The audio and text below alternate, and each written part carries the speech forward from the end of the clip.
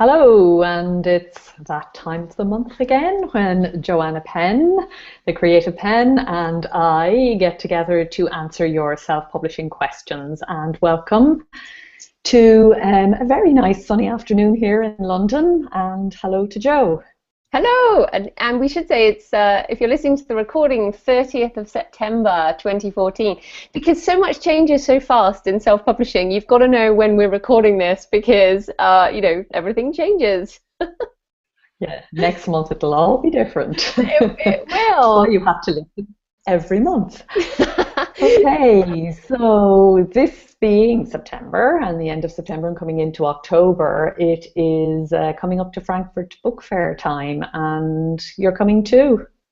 I am, and we're doing a number of things. I'm speaking at the Kobo booth on the Friday, and I've got a couple of book signings for my German publisher and some other things, and you're going as well. Yeah, I'm going to be talking about author success stories at the self-publishing conference and also at the business conference, talking to some young trade publishers about, the theme is Porter Anderson is running the session, and the theme is it's not all about sales, people. So I think I'm there in my guise as somebody who kind of felt that the corporate structure was too commercial and kind of took refuge in self-publishing instead. So I'm really looking forward to that one. That'll be interesting. It's kind of so interesting how things turn around. Yeah, no, that's quite funny because I'm on one of Porter's things, and the panel I'm in is called "Are There Too Many Books in the World?" Which I think, Oh, yeah, exactly, is a real leading question. And obviously, I come from the perspective that that's like saying there are too many paintings in the world, or there are too many letters in the world, or anything. I mean, obviously, that's going to make me crazy. it's What a it's a terrible question. title. It's the question that would only be asked of books. Is there too much sand in the world? Are there too many clouds in the sky? I You know, and know. yeah. Anyway, so but we're good. I think Anyway. what's also interesting about this year's Frankfurt Book Fair is they have actually 3 whole days on self-publishing. It's the biggest European book fair, and it's got a massive focus on self-publishing. And I found out of all my translations, which we've talked about before, my German book sales are actually happening now. So I am actually getting some money, which isn't happening with the Spanish or the Italian, to be honest. But the German is starting to pay. So I think, which makes sense because we all know that Germany is the next big market coming into the digital space. So we will report back from Frankfurt next month, I guess. So Orna, you have had a book launch this in the last month. Tell us about that and what else you're up to. Yeah, I've had launch actually. I launched Creating Money, Creating Meaning, and launched Free Writing Book and Notebook, and this evening or first thing tomorrow launch a new website. So it's launches going off all around the place here, and as everybody who's listening and who has ever launched anything knows, that means a lot of work kind of in the last while coming together, and I just love launch days, don't you? I mean, I used to think of them as something that didn't happen very often, but when you're self-publishing, they seem to come around more and more often. So that's nice, and I really have enjoyed the process of just really, for me, it's just the pure pleasure of finishing and seeing something off. I haven't done any intensive marketing on this besides the pre-order thing, which I know we'll talk about a little bit in a minute, which wasn't intensive at all. And I will really only market these Go Creative books. I'll set up marketing now for January, I think, because they are very much New Year kind of titles, and they need a bit of space and time behind them, because I think a lot of my readers think of me as being fiction writer rather than non-fiction. So it's a bit of it's not really a change of direction in that I've been writing these books forever. As anyone who's been listening to these podcasts knows, they're a long time in the writing. But new to have them out there, and yeah, feels good. And I have my launch too of Business for Authors, which, as you and I have discussed, I was apprehensive that anyone would buy it because it's like an unsexy topic, but it's really important to, in my opinion, if you want to make a living, to kind of treat this as a business. And actually, it's been amazing. So first of all, on the pre-order, this is obviously pre-orders only happened in the last month or so. I think we mentioned it last time, but pre-orders are now opened up to indies. So I put a pre-order on, and I had around 350 pre-orders on Amazon, and some also on Kobo and iBooks, which, you know, was pretty good for this type of book. Then what was the most amazing thing about the pre-order, because I had put it out a bit further than normally I would release. Normally I would get an ebook ready, release the ebook, get the print book ready, release the print book, but I managed to get ebook, print and audiobook, which I recorded myself, already on the same day, the 24th. Now that's the first time I've done that, and actually it was awesome. I really like having everything ready on the same day, and it reached some really good rankings during pre-order, and has also stayed up there. But what has been most surprising, and the other thing that we've talked about before, is direct sales, and I've been using Selz, selz.com, as a, you know, on my site, really easy shopping cart. I've had lots of sales, direct sales for this book, both for the ebook alone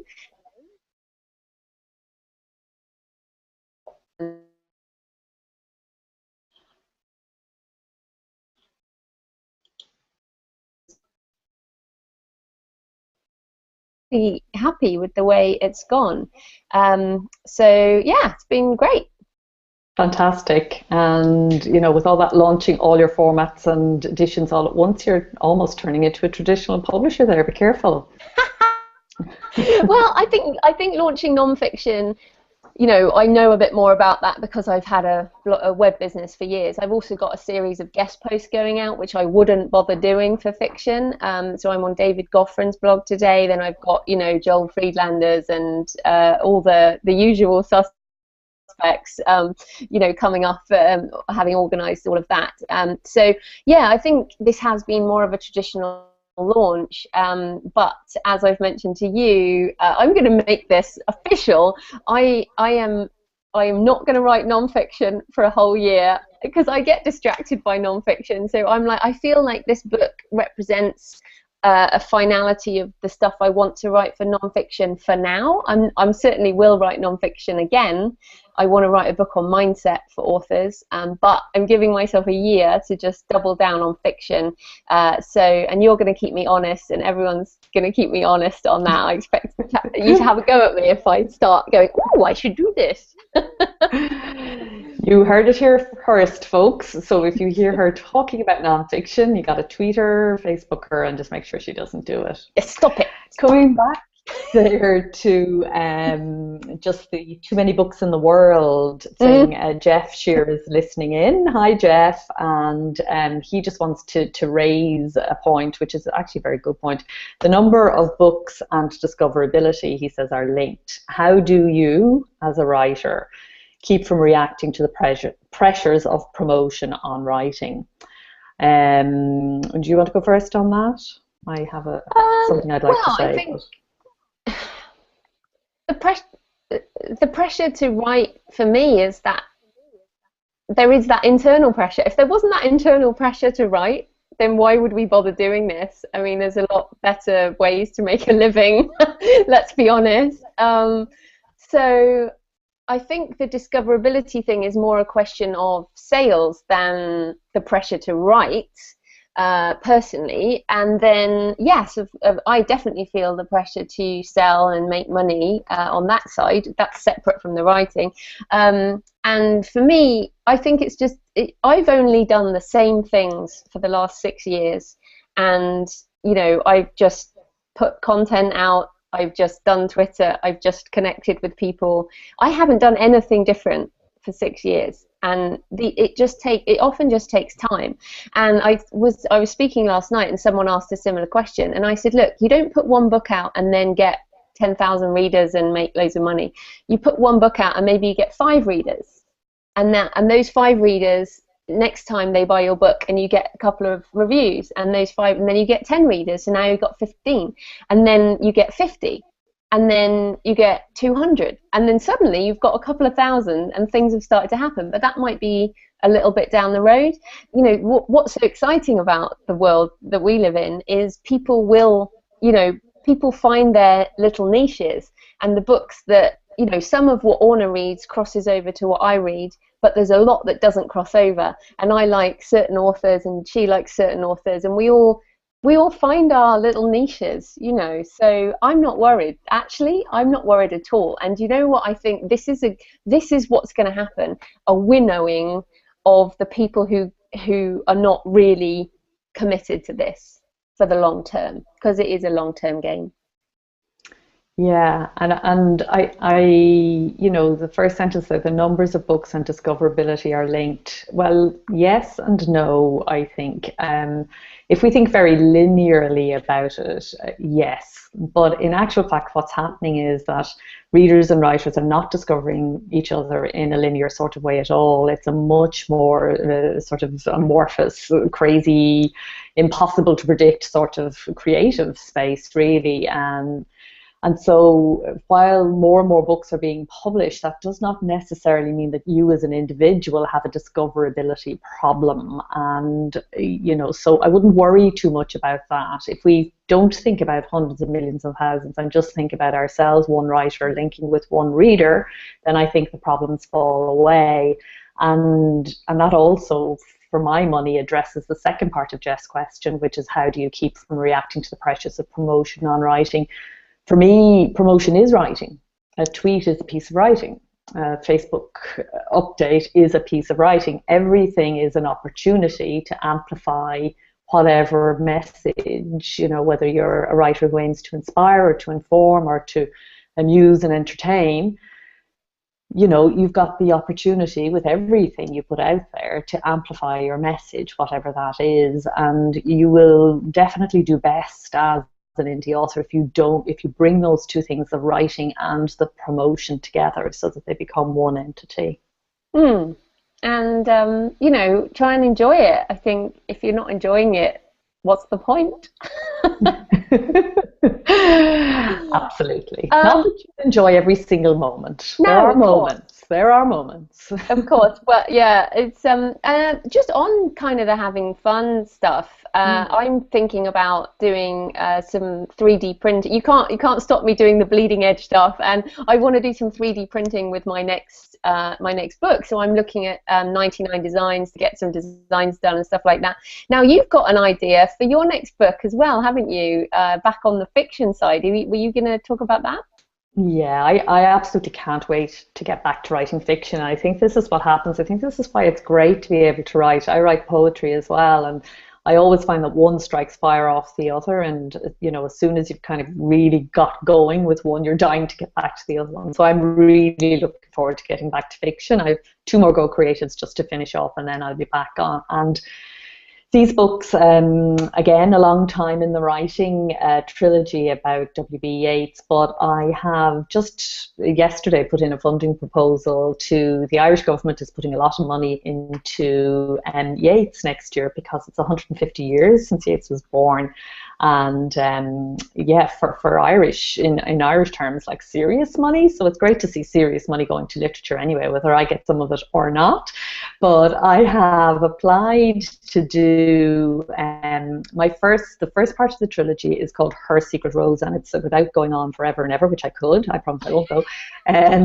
Yeats wrote a book called The Secret Rose, which was a collection of short stories, which he had, I think it was 200 copies designed by his friend Althea Giles, and absolutely beautiful, blue binding, laid paper, gilt writing and overlay on the cover.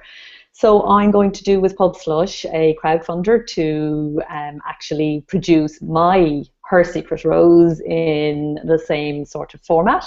That's one part of it. And then as a promotional thing, I want to address 4 towns, Ballylee, which is where he had this enormous Norman castle keep thing, Sligo, where he was born, which was his spiritual and creative home, London and Dublin, and write the letters in his handwriting. And Joe, very brilliantly, when we were having a coffee over this, came up with a guy who has actually turned handwriting into a font for Sigmund Freud's handwriting into a font. So I've been in touch with him, and he says he'd absolutely love to get involved in the project. So that's what I've applied to the Irish government for the funding for. And if I don't get it from them, I'm going to get it from someone. I'm going to do this. Anyway. I have to do it. Yeah. Well, and I think this point, like this font guy, I funded his Kickstarter about Sigmund Freud's handwriting font, which is just like cool. Not that I've ever used it. It's just a cool Kickstarter. And this is what's so exciting about the world we live in right now, is this creative collaboration idea. And I just interviewed Jay Thorne, who's an indie horror writer, and he's just done, lots of authors are doing collaborative box sets when they put multiple books into a box set. Jay Thorne has done one whole story with 10 writers. So they've actually all shared the writing, and he's organized that. So it's a true collaborative, new creative work by 10 authors. And people are doing this kind of stuff all the time now, because when you don't have to ask permission, all you need to do is collaborate with another person and create something new in the world. How awesome is that? It's just amazing. I'm going to do so much more of it in the coming years. Absolutely. And I think this is a phase that comes as well when you've got a bit of confidence, when you have actually done your first number of ebooks and you feel reasonably confident that you can now put an ebook together, and you begin to realize, hey, I can do an awful lot more here, and I can experiment a bit and have a bit of fun. But I would say, unless you had anything else on that.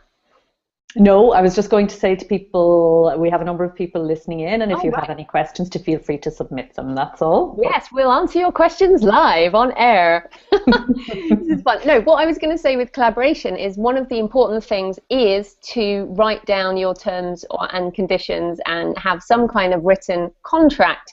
I've recently interviewed Helen Sedgwick, who has a brilliant book called Self-Publisher's Legal Handbook and I asked her about this collaborative thing. But we have actually got a question from an ALLi member. Hillary has asked, I've self-published a memoir, and I specifically want to ask about obtaining a legal report. I'm really sold on the idea of self-publishing, but can't find advice about protection from defamation other than get a legal report done. And I've spoken to a few media law solicitors. It's not something they usually do. What can you tell me about defamation? How can I protect myself? Yeah, we have a section on defamation in choosing a self-publishing service. That's the short answer. So much of what I'll kind of say now is said better there and in more detail. Essentially, it is difficult to find somebody to do a legal report on a book. It's also extremely expensive. Most lawyers who look at defamation and libel are looking at it for big newspapers and big publications with big budgets, and they're on retainers. So it's difficult to find somebody who has the skills to do it, first of all. The main way in which you protect yourself is don't defame, and don't actually say anything that isn't absolutely 100% verifiable or already in the public domain and you know it to be true.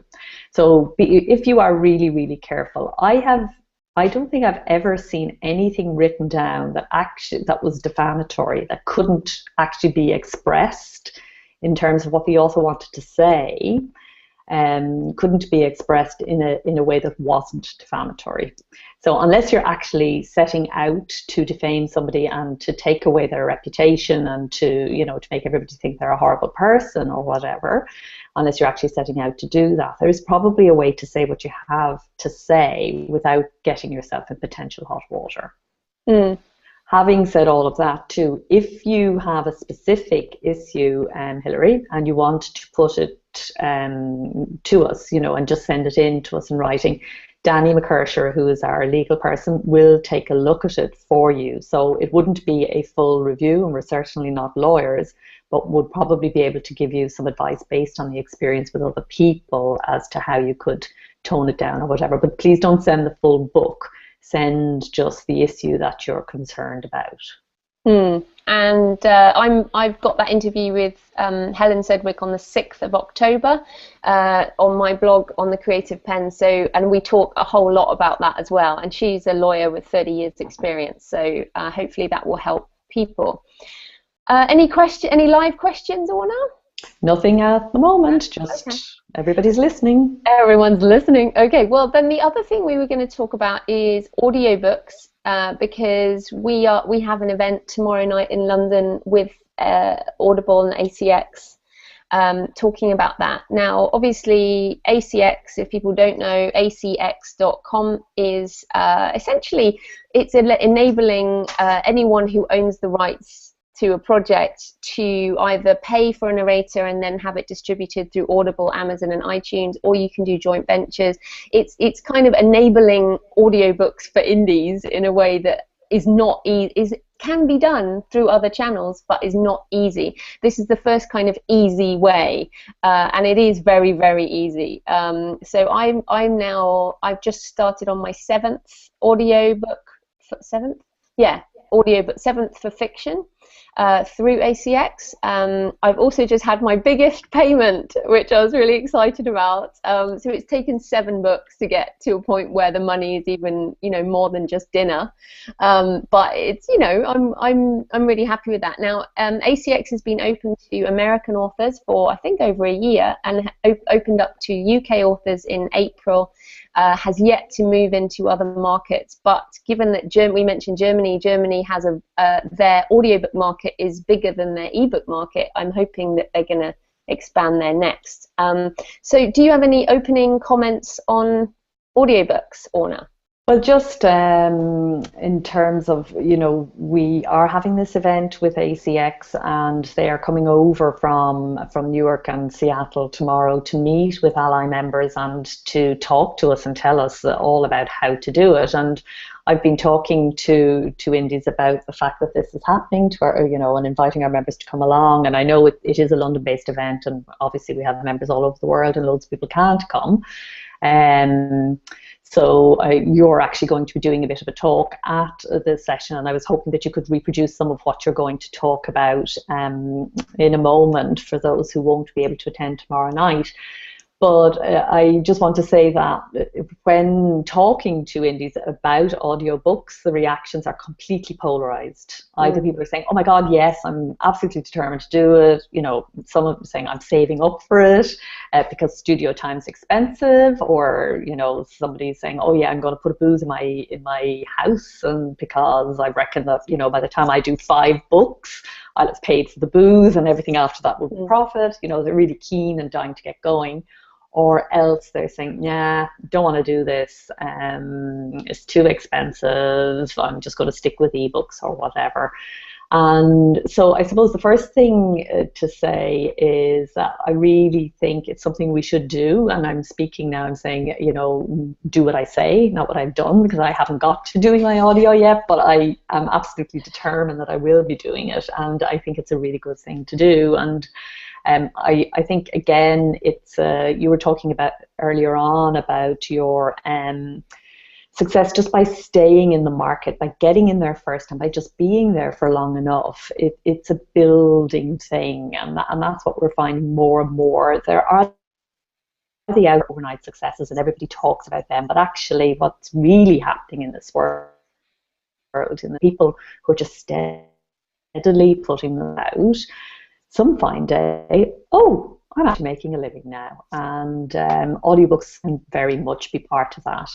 Patricia's just asked about ACX is available in Canada too, right? I think not. To my knowledge, ACX is not yet available in Canada. Do you know, Jo? I don't know off the top of my head. Maybe. I mean, often they do America at the same time as. We have to actually go look that up. Yeah, not sure. There isn't anything there. Oh no, it says contact. Under the contact, we only have a US contact and a UK contact. But if you can, keep doing it. And obviously, I think that if you are keen to do audio, you should be emailing ACX as well. email support@acx.com and say, hey, I'm in whichever country, I want you guys too, because I think that kind of positive pressure can be worth doing. You know, one of the questions I'm just having a look at the questions they've sent me for tomorrow night, and one of the things they have said is, what do audiobooks mean to your portfolio? Which I think is a good question, and may address why, you know, people going, oh, you know, now I don't listen to audiobooks. Like, I mean, I've got like one or two. Stephen Pressfield, I have him, but I'm not an audiobook consumer. I listen to podcasts a lot, but not audiobooks. But this is one of the dangers. You know, I don't read print anymore either. The danger of going, well, I don't listen to audio, so it's not important. That there is a massive growth in the audiobook market with people commuting, and the ease of the phone, and now people just, you know, they see something and they click it and they buy it and they can start listening. And also with Amazon, the whisper sync, if you get your audio within a certain percentage, people can start reading on a Kindle, then they can get in their car and the whisper sync will start reading to them at the point that they left off. Now that's awesome. That's really powerful stuff. So and if people get hooked in a series, they'll often follow the thing all the way through. So it's a market you might not reach otherwise. Also, I think part of us being indie, we are, well, I feel we should be exploiting all the rights we can, because if otherwise, you might as well sell your audio rights to a publisher. I mean, and yeah, of course, do that if you want to do that. But I feel like if there's a way for us to make more income off a manuscript, and if you're, I mean, it hasn't cost me anything. It's free to use ACX, and if you do a 50-50 royalty split, you don't even pay the narrator. So I haven't paid anything to have my books on ACX, and I'm receiving income. So I personally don't really see any downside of giving it a go. Yeah, I'm really sold on it, aren't I? What, you know, are there any? Can you be devil's advocate, Orna? Like, why wouldn't you? No. I can't on this, really. I can't on rights generally. Like you, I feel that the whole point of being indie is to get your books out there in as many formats as possible, onto as many platforms as possible, and that to me is what I think, you know, is just a general rule of thumb. So I can't say to people don't do an audiobook, because also it seems to me like an incredibly fun thing to do. So Jeff is coming back saying, please spitball a price, not a term I've heard before, please spitball, I love it though, a price on a 75,000 word book on ACX. So it doesn't quite work like that, but can you explain the finances? Well, you can, what you do when you go into ACX, you claim your book. So you claim your ASIN number, because it's an Amazon company, and then what it will do is it will automatically populate with the word count. And what happens when you basically ask for auditions, and then when you have a narrator who is ready to work with you, you can choose options. You can pay them 100% of what they want, and it's normally between $100 and $250 per audio hour, and a 75,000 word book will probably be around 8 hours. So generally people are looking at paying $2.5–3 grand US for a finished audiobook. But the only people I know who are doing that are the indies who are making a lot of money. So for example, I know CJ Lyons pays upfront for her audio, Bella Andre, obviously, you know, all the people who are making a lot of money are paying upfront for audio so that they own 100% of the rights, because they can make more money that way. Although I am making a good living, I am not one of those uber earning indies. So I like to do a royalty split deal where you pay nothing upfront, and when the money comes in, the money gets split between, obviously, ACX take their cut, and then the resulting money is split between you and the narrator 50-50.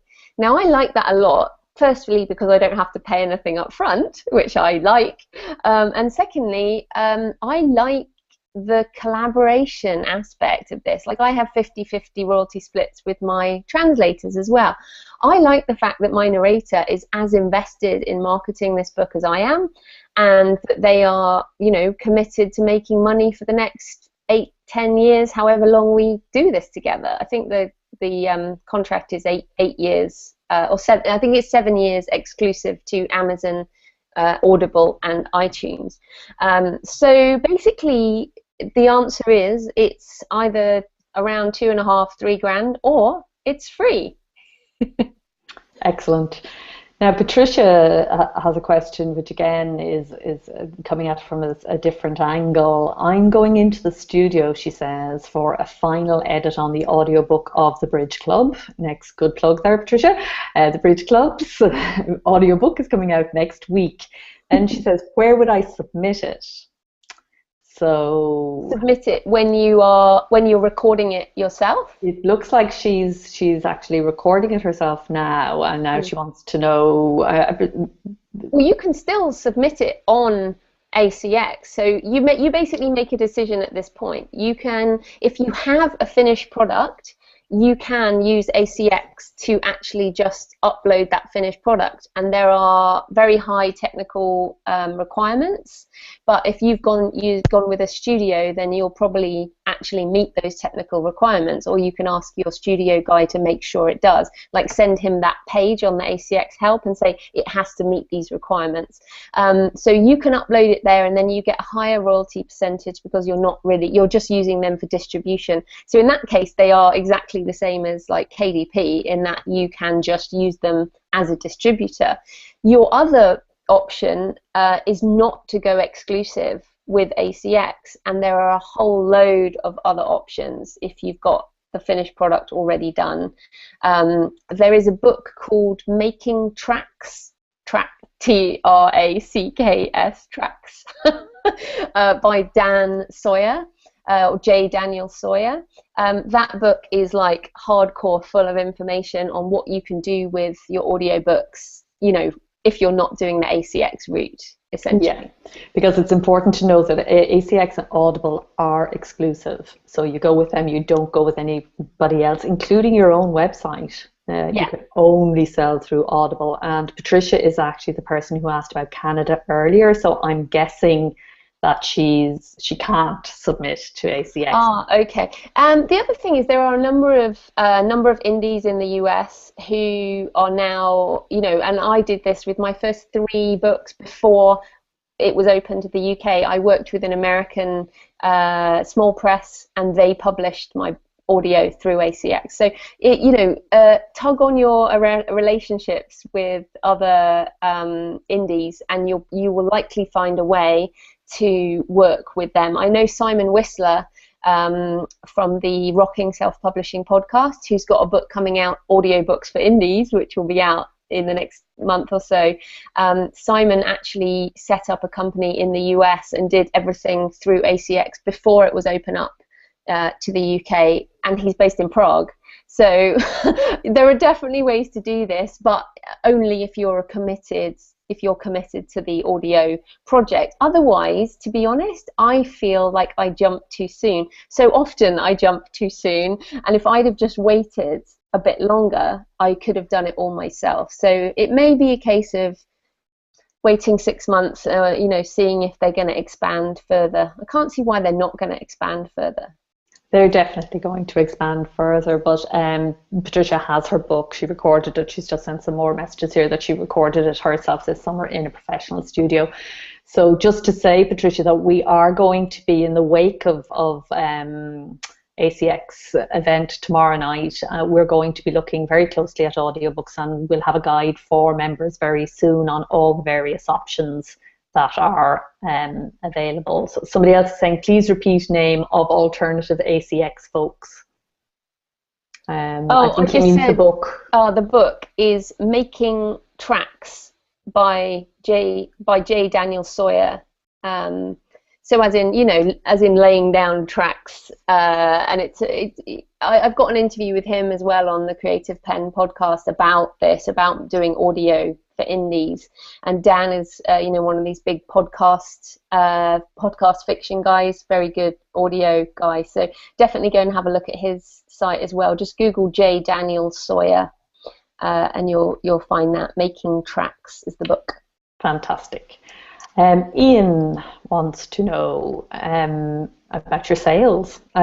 Joanna, Yeah. what is your experience of sales on Audible, ideally as a ratio of Audible books to ebooks? Asking because of the costs of doing audio. I know you say it's free, but the narrator needs to invest time, and if you're not as well known as you are, in other words, if the author is not as well known as you are, oh famous one, um, so Ian would like to get an idea of what he can expect in terms of return. In other words, if he does decide to do audiobooks, is it worthwhile him doing it? Because it is, I mean, yeah, free is a notional thing, isn't it? Free up front is what we mean. It does cost because... Yeah, well, it costs you your percentage royalty. I mean, I'm basically, yeah, absolutely. If And I, time. you know, as soon as I get to the point of making a lot more money, I will probably pay someone.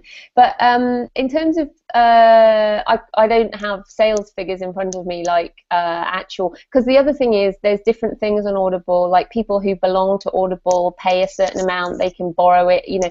One thing that is annoying is you can't determine the price, so often you'll find things are discounted and stuff. So essentially I have been making around, since April when it opened up, I've been earning around 100 to 150, 200 pounds a month, and then I just got one that was 700 US, so that's around 450 pounds. That's my first month, which I consider to be quite good. Now, as a percentage of ebook sales, obviously, you know, smaller. So small we can't work out the figure, Ian, I'm afraid. But you know, I think that's pretty good for something that I haven't paid for. Now, I have 7 books, so if you divide that, you can see that it's not a big earner yet. But for me, this is a long-term gain. I've signed the rights for 7 years, and I don't see why I would stop, so I'll just carry on. So I see this as in 7 years, how many more books am I going to have? Now, in terms of famous, this is a relative thing. You know, it depends what genre your book is in. I think that's a big deal. So for example, obviously romance, regardless, romance is going to sell lots. If you have a good platform and a way to market, then narrators will be interested. If you can get a stipend, which you can apply for, you will get narrators interested. If your book's in a popular genre, it's going to make a big difference. The other thing is, my narrator for Desecration approached me because as a female narrator, she was really fed up of doing romance. So she wanted to do something dark. So she was really up for doing my book because it represented something different.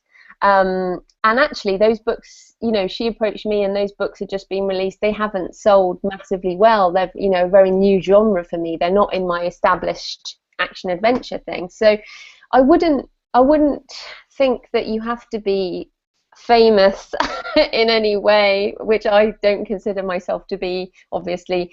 I think it would be best if you had at least a couple of books to show that you're serious and some kind of evidence of marketing. But I know plenty of people who are getting royalty split deals with audio narrators who, you know, have not built up a massive platform or anything. Okay, thank you. And we'll keep talking audio, I think. Jeff is wondering if we'll be able to video the event tomorrow night. Alas, unfortunately not. And that's why we're talking so much about audio here this evening. But I know that one thing everybody will be asking tomorrow night, and one thing that everybody who's listening now probably wants to know, is how do you promote audio? Do you promote it differently? Do you integrate it into your general promotion for a title, or do you do specific things for audiobooks? So I have a couple of things. I've got a list here I've just written down. There is a blog post on my site that is audiobooks tips for publishing and marketing. But basically, I do a few things. Firstly, make sure you always say my book is available in ebook, print and audiobook formats, and make sure those links are on your books page. I also set up and I totally copied Bella Andre because she's doing well in audiobooks. So copying people is completely fine. And when I say copy, I mean model. So not plagiarism. Yeah, not plagiarism, but modeling is fine. Great artists steal and all that. So I set up an audio page on my site. So on jfpenn.com/audio, I have a whole page dedicated to audio. So I have some free short stories, and I use SoundCloud to record, to distribute those. So I've got a couple of free short stories that are in my voice, and then I've got 5-minute excerpts, and you're allowed to use 5 minutes. So you can take 5 minutes of your audio file and put it on SoundCloud, and then it's really easy to embed a nice display player. So what I do is I have the player with the clip, and then underneath I have the links for Audible, Amazon, and iTunes. So try and, then you can always send people to your audio page if it comes up. So that's all like baseline stuff. Get it all there in case people arrive at your site. Then also I have a banner on my sidebar, which has, if you like audio, check out my audiobooks here. And that's just an image that and all I do with my images is I make most of them on PowerPoint and then just save them as an image. That's it. It's not complicated. So yeah, SoundCloud is a really big deal. SoundCloud also has loads of really good social sharing options. So you can share it on Facebook and Twitter, and then all people have to do is press play on that. So that's a really good thing to use. Then the promo codes. So when you produce an audiobook, you get sent a whole load of promo codes which enable people to download it for free. So what I do with those is I do a giveaway to my email list, and I always say, please let me know if you'd like a free audiobook, and I'm constantly trying to give away free audio. So I just give away as much as possible in order to get some reviews going. And also if you if they're in a series, if you give away one and people like the books, I'll often with 5, I'll often give 2. And then hope that they might go on and buy the rest. Then the main thing with audio is if you're going to do any kind of promotion, the best thing is to be in audio. So either if you have a podcast, you can talk about it there, or you can pay to put a bumper ads into other people's podcasts. So if you're sci-fi, look at the Dead Robots Society podcast. There are different podcasts per genre, so check out the podcasts for your genre and look at if they accept a bumper recording, and you can ask your narrator to do that. Then there are audiobook kind of book review sites which I've pitched to, and generally you go in the queue and they get to you eventually, but they're all they're book bloggers like any other book bloggers, but they specialize in audio. So I think that's really good. And then I've done interviews with my narrators on my blog, which is a kind of minimal thing, but it's quite good. And and often your narrator will promote the book as well. And there are people who will follow narrators from book to book rather than authors because they like their voice. So that should give you a few options. That'll keep you busy, folks, for the next year or so. Come back then and we'll find another format to keep. But I do think like you've got to think advertise in audio format if you're doing audio. It's such a basic, but it's one of those basics that you could somebody who tends to listen to audio yourself. If you're not a podcast listener, if you're not an audio listener, I would say begin there. It's always a good idea if you're, heading off gaily into a format to actually be a user first and to get some sense of what's going down well, and it opens up a whole new world. Also, I mean, it's a whole new way of consuming books.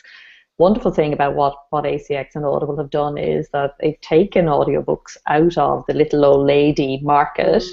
And the kind of person who only got their books in a library and couldn't really hold up the heavy print book anymore, and so had gone into their audio. or else the business person was so busy who, they never sat down with a book anyway.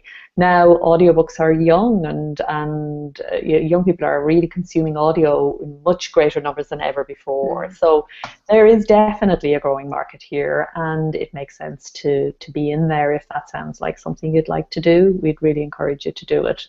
So hopefully those of you who are in or around London will come along tomorrow evening to Notting Hill and hear a board. Joanna will be interviewed by Jason, who is the Vice President of Audible ACX, and be sharing more of her wisdom and ideas there. And then we'll be having some free drinks and getting to know each other better and just generally having a good time. And so please do come. Please bring your author friends. We'd love to see you there.